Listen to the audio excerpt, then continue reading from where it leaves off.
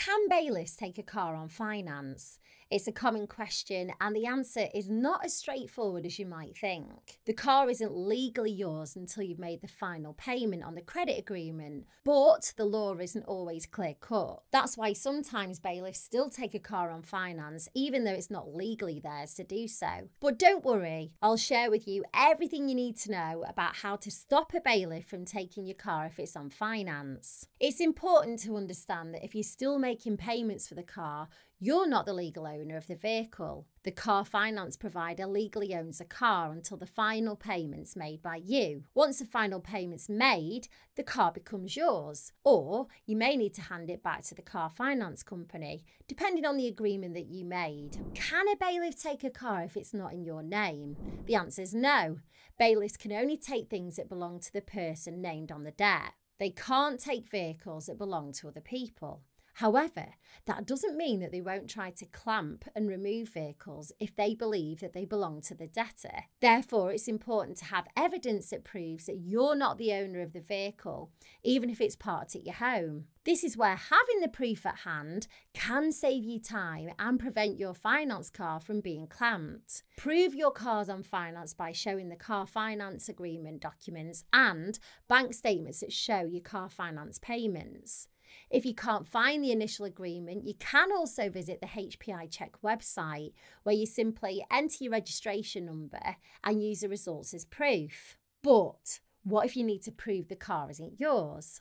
In that case, you can show the bailiff proof that it belongs to someone else.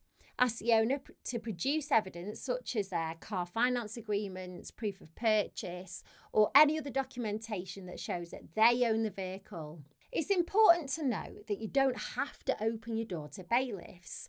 Even if you need to show them the documents, you can just shove them through a closed window or maybe post them through your letterbox. Make sure that you have copies of the paperwork you share.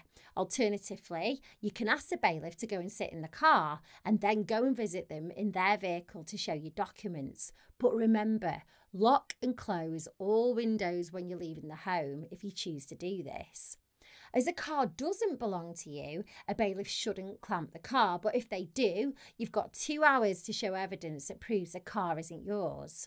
It's worth knowing that it's illegal to remove a clamp too. You can take steps to make it harder for bailiffs to take your vehicle. If you're worried about them removing your car, park it inside a locked garage or on a private property with permission.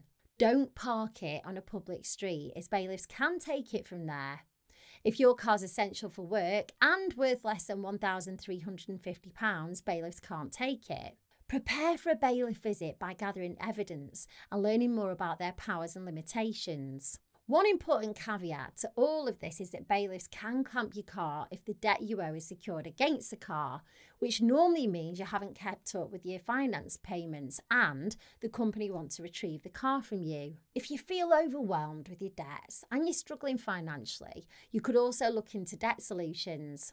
Some of them lower your monthly repayments, while others can even write some of your debt off. There are pros and cons to all of them, so it's best to get a really good and full understanding about all of them. Below this video, I've got a short form and it'll ask you a few questions like how much debt do you owe and how many people do you owe. At the end of the form, it'll connect you to a company that I've partnered with to provide you with all the information you need. So click the link below, go and check it out and let me know how you get on.